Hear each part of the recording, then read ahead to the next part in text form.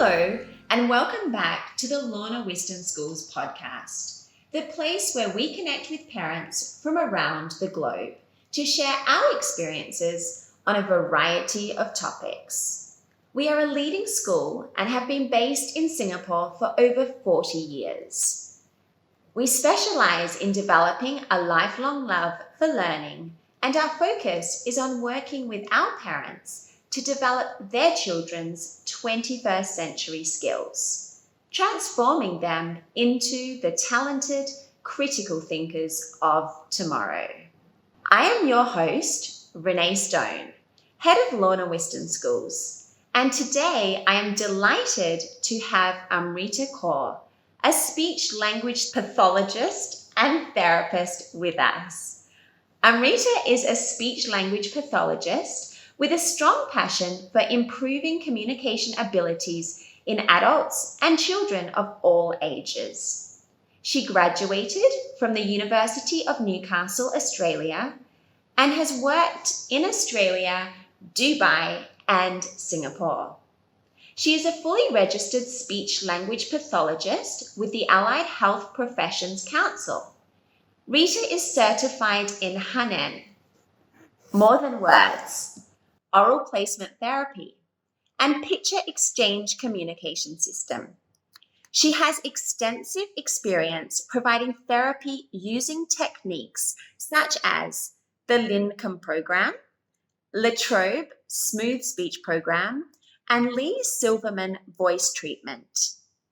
She has many years of experience in providing assessment and intervention for children with autism, Down syndrome, cerebral palsy, developmental delays, speech-language delays or disorders, voice disorders, stuttering, and feeding-swallowing issues.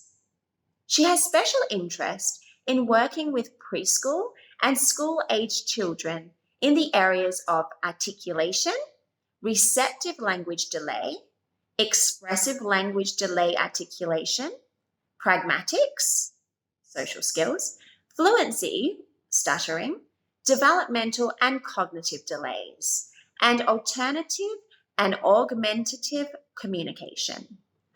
Welcome, Ammrita. Thank you. It's a pleasure to be here. It's lovely to have you with us today. So we'd like to ask you a few questions because we know we have a lot of viewers who will be listening eagerly to find out how they can support their child maybe who's showing certain signs. So if we can dive straight into the questions. Absolutely, yes. Fantastic. Thank you. So stuttering is a very common issue that children have. We'd like to find out a little bit more about what causes it and what strategies can parents use with their child to help them overcome it? Well, just to start off, I'll probably define a little bit about what stuttering really is. So stuttering is defined as a disorder that affects the flow and the rhythm of speech. So we, as SLTs, as speech-language therapists or pathologists, we usually refer to it as a fluency disorder because it disrupts the fluent production of speech. So people who stutter, they usually know what it is that they want to say, but they have difficulty saying it. There are different ways in which it presents. So it could present in repetition of sounds. So, for example, if they want to say car, they might go car.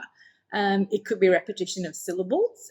So if they want to say notebook, it could be notebook. If they may repeat words, so they may go red apple, or they may repeat phrases. So they could go blue car, the blue car there. That kind of that's how it presents. It could also present in prolongations. So for the word car, they might stretch out maybe the k sound, and they could go car. They could have blocks where they have a very hard time getting a sound out. And you usually see this with tensing up of the body or facial grimaces. And they go, car, and they get it out with much difficulty. You will also notice some people who stutter, they use a lot of fillers. So there's a lot of and they try to buy a lot of time when they're speaking to each other. So these are the common ways in which stuttering actually presents. And I want to bring this up because a lot of parents actually mistake stuttering with something that we call normal disfluencies. So usually for a child that is typically developing, there's no other delays, no other issues, they will have, or it is quite common to see them have these moments of normal disfluencies.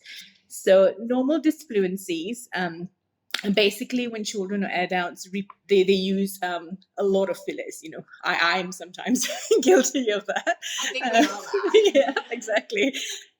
Just because our brains kind of need a little bit of time, a little bit of extra time to put together what it is that we want to say. We don't necessarily have a stutter, but that's just how it seems. I see this very commonly occurring with children who are tired, if they're in very stimulating environments, if they're not very comfortable talking to the person that they're with, or, basically a tired and a busy mind, it can affect the fluent production of speech. Of course, children between, I would say, 2 to 6 is where I would see this the most. And usually these normal disfluencies go away after some time. Okay. Clinically speaking, I would say about 6 months. But then, it really depends on the child. Sure. So it is important, as I said, for me to bring this up because a lot of parents think that when their child experiences these moments of normal disfluencies, that the child has a stutter. Sure. And it gets very stressful then because they don't know, is it a stutter? Is this normal? So it is, I would probably bring this up in the, strategies later of how you can actually differentiate them. But I think parents should be very, very cautious when they use the word, as I said, stutter, unless it's been diagnosed. I would be a bit cautious, basically, about using that term. You did ask about what causes it. A lot more research actually needs to go into this to find out the exact cause of stuttering. Right. There are factors. There are some neurological factors that have been documented. So factors that affect things like timing, planning, the motor coordination of speech. If a child has, maybe experienced a stroke or brain injury, unfortunately, early on in life, this can cause them to stutter, especially if the injury occurs in the place of the brain where speech production is affected. And genetics actually play a very big role. So there is research that supports that if a family member actually has a stutter, the chance of someone else, a child in the family, actually developing one or having one is quite common.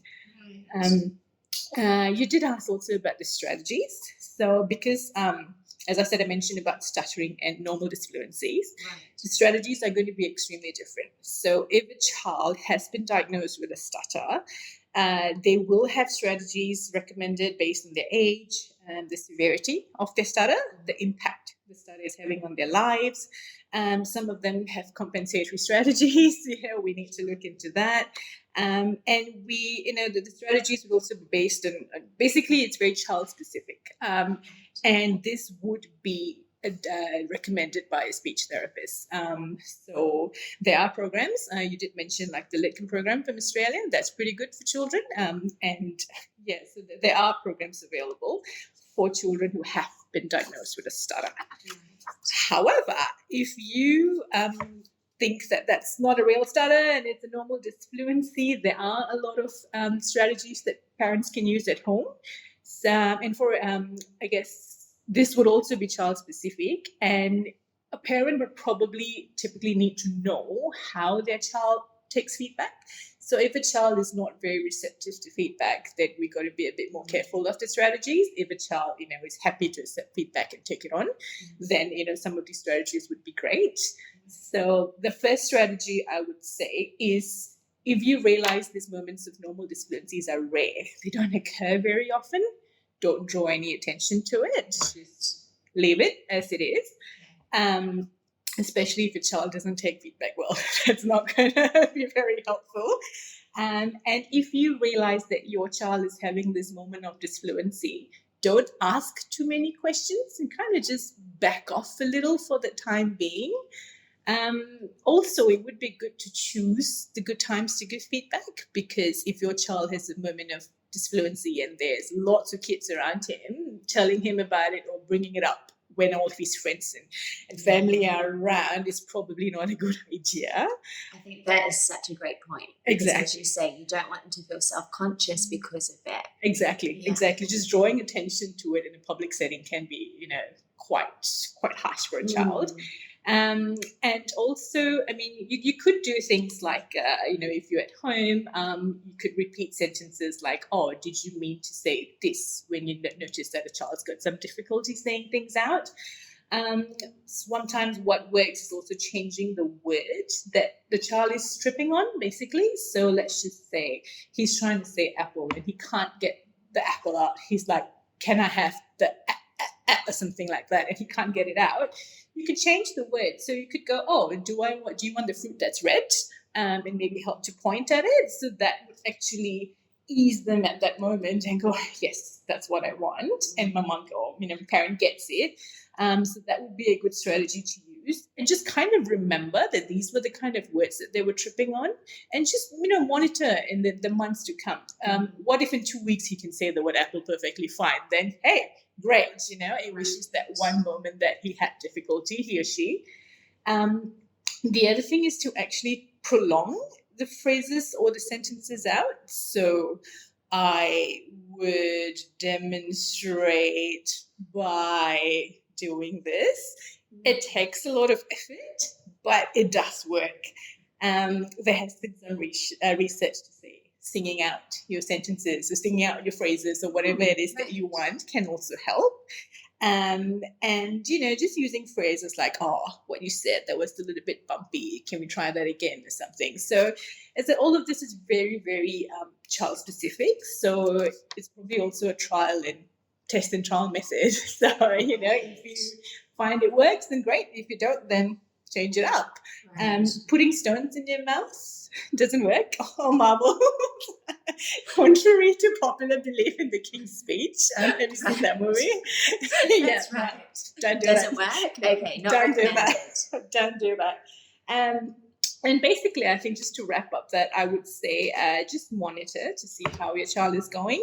Do you think that these moments of disfluencies are getting worse? Do you think it happens more often at a different time of the day? Is it just a certain sound that they're tripping off? Just monitor it for some time. And if you realize that this is getting worse, then please do seek the advice of a speech therapist, because we would want to catch this early as compared to waiting and then solving or helping the child at that point in time would be a bit more difficult. Right. Yeah. That is so interesting. And we did hear of a story that they lost someone that they loved, and as a result of that trauma in their life, they actually started to stutter. Exactly. Yep. So as you were saying, it's very individualized depending on the needs. It is. Yep. I was very proud of a student when I was doing oral, and this student does have a tendency to stutter, apparently. Not that I had, because it was a new student to me.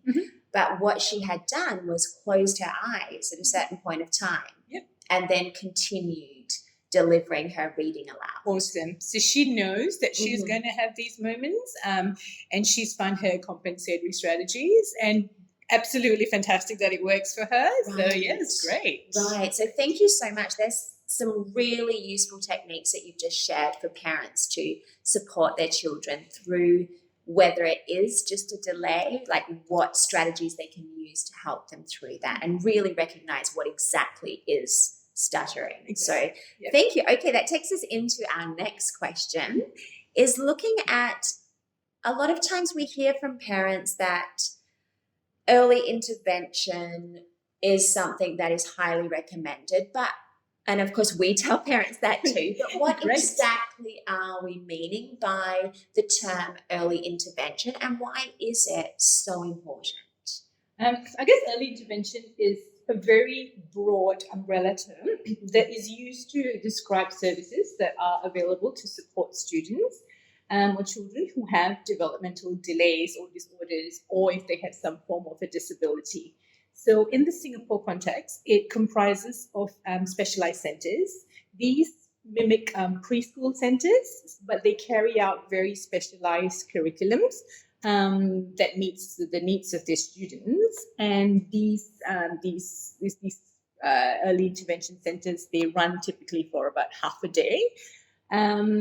Also, early intervention in Singapore would cover services provided by allied health practitioners, so that's speech therapy, occupational therapy, and physiotherapy.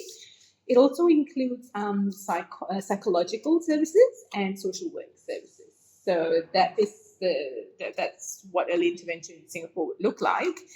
And it is a very multidisciplinary approach because there's so many professionals that are working together, basically just supporting and helping to equip a child with very developmentally appropriate skills so the child gets the best outcome in life. And the reason that you say this, you hear this so frequently, I'm really glad that we're hearing this frequently because it is extremely important.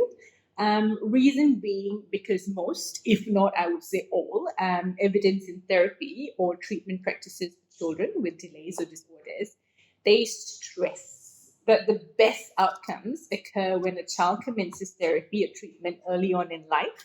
So this is when we can actually catch things early and we work on them before they get too severe or they get too ingrained.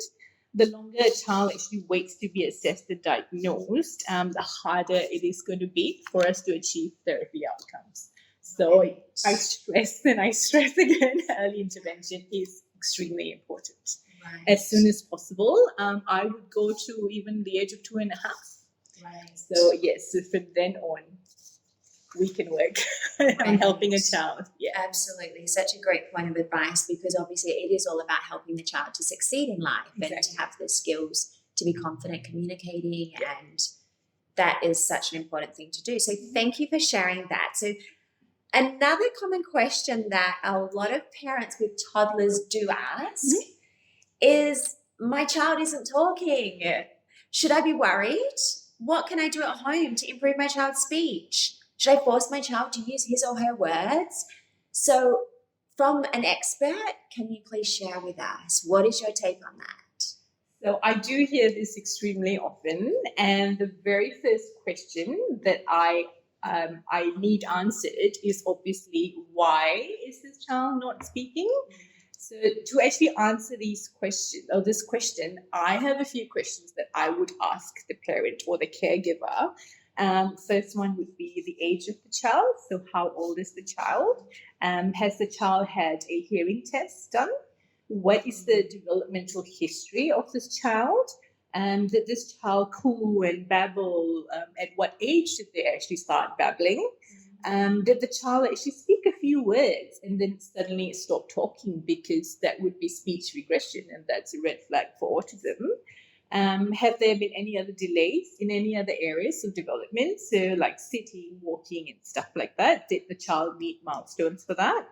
And do they behave differently in different environments? So does your child speak a little bit more in school? It just is absolutely quiet at home. So I need a lot of this information. And from this information, I would actually need to have a bit of a chat with the child, have a bit of a chat and a play.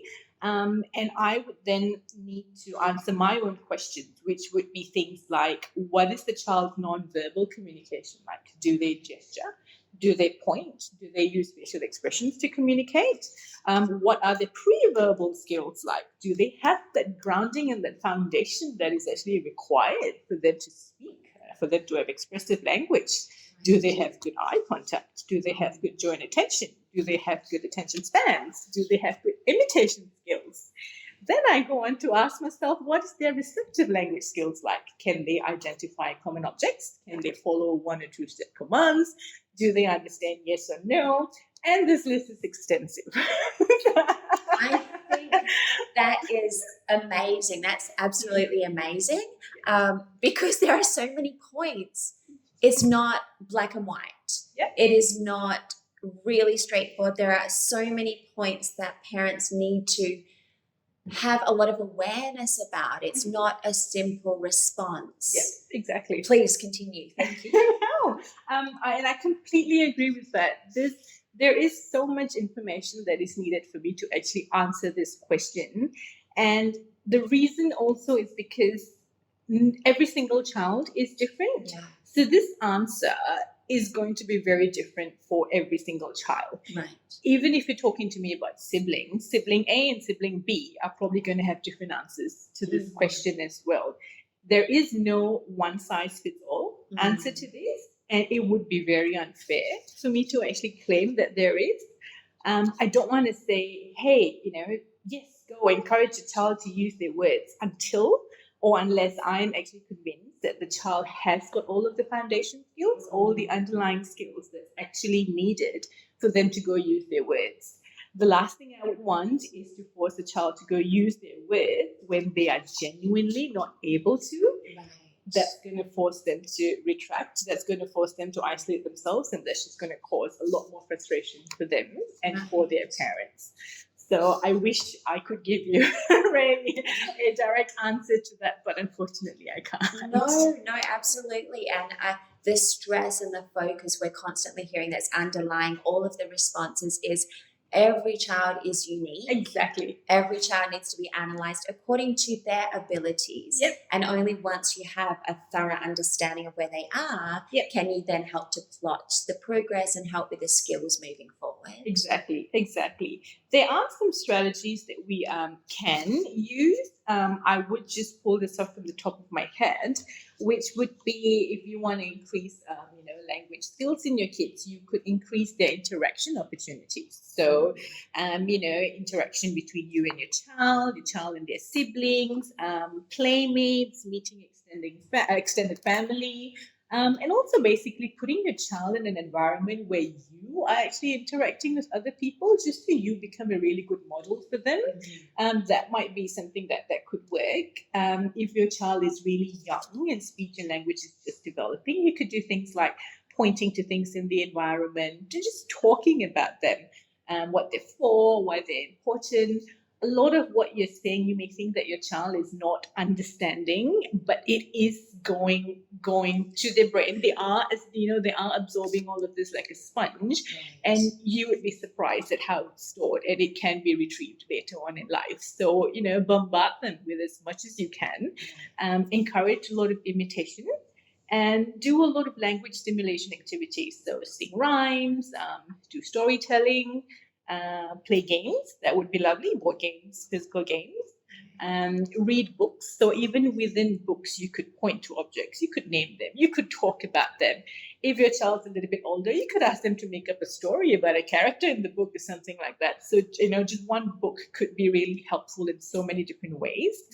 I would also encourage a lot of play and pretend play, because when your child actually engages, or you engage in pretend play with your child, you are giving them so much of vocabulary with regards to that particular situation. So say you're doing pretend play as a doctor and a patient, you are throwing so much of vocabulary out to your child, and they're absorbing it, and it just helps so much with them in their language development.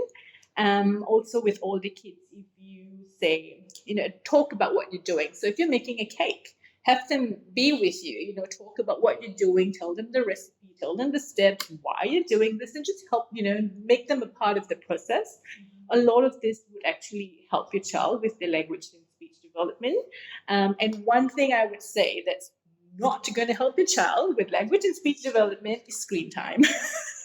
Thank you. I was waiting for that. That was not on your list. Yes, so that was, that's something I do need to stress. Right. I do understand screen time is helpful for parents. You do want to do your own things at sometimes, and you do want your child to be occupied. I'm not saying to completely cut it out. I'm not. But try and moderate it. At this point in time, I think amongst therapists and research, we're trying to say about an hour and a half, but I feel that might actually be a bit much as well. So just obviously, that's really not going to help, because your child is not interacting with anything in the screen, and it's as much as you can reduce that as possible, it would be great. So these are just some of the strategies. There's a lot more, and a lot of the strategies are based on ages. So I would say, okay, 2 to 3, use these strategies. 3 to 4, use these strategies. So just for the purposes of this, I've kind of, given you a rough idea, but I'm happy to provide any detailed, age and strategies if you actually need so. Thank you. It's so helpful. And what is resonating is the quality time that parents spend with their children to model this behavior, to encourage creativity. So it is really important. As you say, screen time has certain benefits, but it does not replace the quality parent time with their child, developing the relationships, communicating, and being that positive model. Exactly. Yes, exactly. Thank you. All right, so the next question is with regards to thumb sucking. So does thumb sucking or using a pacifier affect a child's speech? Well, this is also an extremely good question. However, the jury is really not out on this one yet. Okay. So there is research to say yes, it does. There is research that says no, it doesn't. So there is no definite answer for this. There is not enough research to actually give us a definitive answer. Right. So, I mean, look, let's just be honest. How nice would it be if you had a crying child and you want to just soothe them with a pacifier and they put themselves to sleep? I don't really see any problem with that. But my recommendation is probably if you do things like that, don't make it a habit. So just use the pacifier as and when necessary. And also, if you are putting a child to sleep with a pacifier, please always remove it the moment they fall asleep, because if your kid's a mouth breather, it would affect their breathing. So, the moment the child's asleep, take it out and leave it at that. You see, I like to be very practical with my recommendation. Yes, sure. Okay, so basically, as I said, moderating the use of pacifier, just giving it when it's actually needed. There's actually some research that says that the use of a pacifier can improve the suckling and swallowing patterns of babies, which can improve their feeding skills. And then, of course, there's research that just says that, if a child has got a pacifier on all the time, it's going to impact their abilities to interact. It's going to affect their abilities to imitate sounds, imitate words. And yes, all of these will negatively impact speech and language development and cause delays. And also, sometimes using the wrong sized pacifiers, using one that's too big or too small, or using dirty pacifiers can also be a problem, because that's going to cause an infection in your oral cavity, which may then spread to your ears, and having ear infections can lead to speech and language issues in the future as well. So there are some reasons, and I can understand why some therapists would actually recommend against it. I feel, as I said, really just moderating it. Don't use it when it's not necessary. Don't use it when you're trying to communicate with your child. Don't use it when there are those interaction opportunities available. I think it's okay. And the same would go for thumb sucking. I think if a child already displays some delayed development of speech or language skills, I would recommend weaning the child off thumb sucking, just because that's just going to make it a little bit more worse. So maybe before the ages of 3 and 4 might be great. And the longer you leave it, the longer it's going to be hard. The harder it's going to be, for us to solve any speech and language issues that do occur because of this. So, and then when necessary, only don't make it a habit. Right. Words of advice there. Please heed that, listeners. Okay, thank you so much. And getting on to the last question that we do have for you is, if you could share a little bit about what role does a family and a strong support system play in supporting a child who has speech challenges? I would say it's great. It's absolutely fantastic if there are family members and a huge support system for this child and parents. But I would stress that this would only be beneficial if all the family and all the support system is actually using the strategies that have been recommended by a speech therapist consistently. So basically, it would be detrimental if everyone comes up with their own ideas and they implement these with the child who already has got speech challenges, the poor child is already having a hard time. And if you keep adding on and varying approaches and not using strategies that have been recommended consistently, you can actually cause more harm than good. So there is the phrase that too many chefs can spoil the broth. Right. That relates here as well. You know, I guess every person, especially within a family and support system, everyone is going to give their own opinions. They're going to share their own experiences of how they did it, how their child turned out fine, how their friends did it.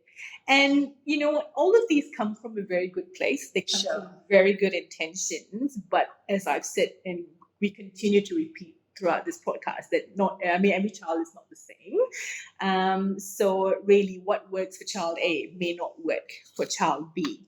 So basically, I guess to sum up, nothing makes me happier than seeing a whole family actually get together to support a child with speech challenges.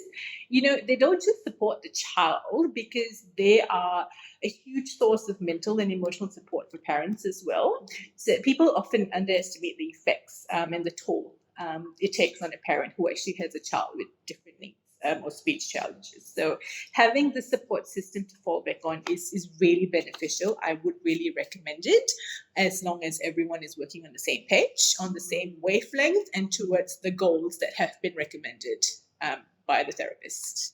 Great point. Be on the same page. Yep. Yes, for sure. And as you say, everyone is coming from a caring place, but when we're looking at what is the most beneficial for the child, that's when it's all on the same page, working as a village to support that child. Yeah, absolutely. Yeah. Well, thank you so much, Ammrita, for sharing with us today. Welcome. It's been a pleasure being here. There have been so many interesting strategies and interesting points that I've learned, and I'm sure our viewers have too. So greatly appreciated. Most welcome. Thank you very much for joining us today. We hope you have learnt new strategies to support your child to cope with change.